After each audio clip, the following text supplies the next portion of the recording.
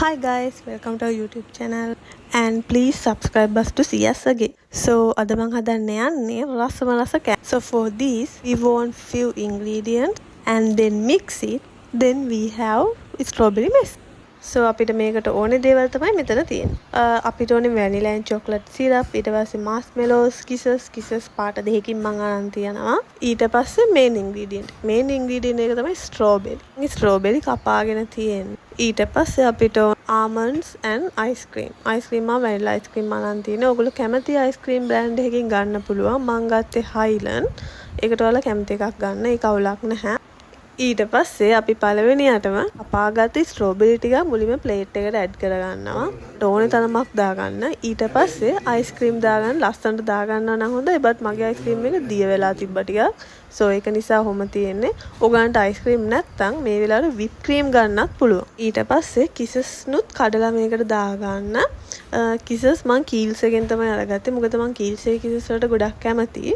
ඊට පස්සේ මෙතනට ඔයගලන්ට රෝස් පාට කිසස් උත් ඕනනම් දාගන්න පුළුවන්. ඊට පස්සේ තව ස්ට්‍රෝබෙරි ඇඩ් කරගන්න.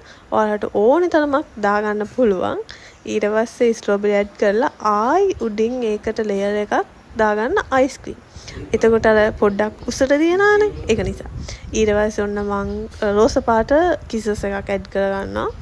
ඒක ඒ විදිහට කඩලා දාගන්න. එකම දාගන්න එපා. කඩලා දාගන්න. එතකොට ඔය ඔක්කොම කම්බිනේෂන් එකක් වගේ එනකොට ඒක ගොඩක් රහයි. ඊට පස්සේ මම මාස්මෙලෝස් නුත් ඔහොම කඩලා තමයි දාගන්නේ. එකම දාගන්නේ නැහැ. ඊට පස්සේ උඩින් තව ස්ට්‍රෝබෙරි ටිකක් ලස්සනට තියාගන්නවා. ඒ ටික තියලා ඊට පස්සේ මම දාගන්නවා මං කපාගෙන තියෙන ආමන්ඩ්ස් ටික.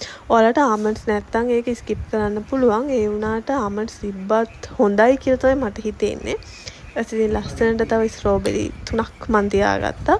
ඒ ටික තියාගෙන ඊට පස්සේ මම මේ වැනිලා සිරප් එක හදාගත්තේ white chocolate වලින්. white chocolate හුමාලෙන් දිය කරලා අරගෙන තමයි මේක හදාගත්තේ. උණු වතුර දැම්මම එච්චර ලස්සනට එන්නේ නැහැ. ඒක නිසා. ඊට පස්සේ මේ තියෙන්නේ cooking chocolates වලින් මේක හදලා තියෙන්නේ. ඊට පස්සේ ওই විදියට ලස්සනට දාගන්න. මොකද garnish එකත් ලස්සනට තියෙන්න ඕනේ. කෑමක් කන්න ඉස්සෙල්ලා අපි ඒක දැක්කහම ආස වෙන්න ඕනේ. so ඒකත් ලස්සනට දාගෙන ඊට පස්සේ finally මේ තියෙන්නේ අපේ ස්ට්‍රෝබෙරි මෙස් එක. so ඔයාලට ඕනේ දෙයක් මේකට ඇඩ් කරගන්න පුළුවන්. ඉතින් මේ දාලා තියෙන ජාති ටික දාගත්තොත් ඇත්තට මේ ගොඩක් රසයි. ඉතින් ඔයාලත් මේක අනිවාර්යෙන් ඉදිරි try කරලා බලන්න. and that's it for today and thank you for watching.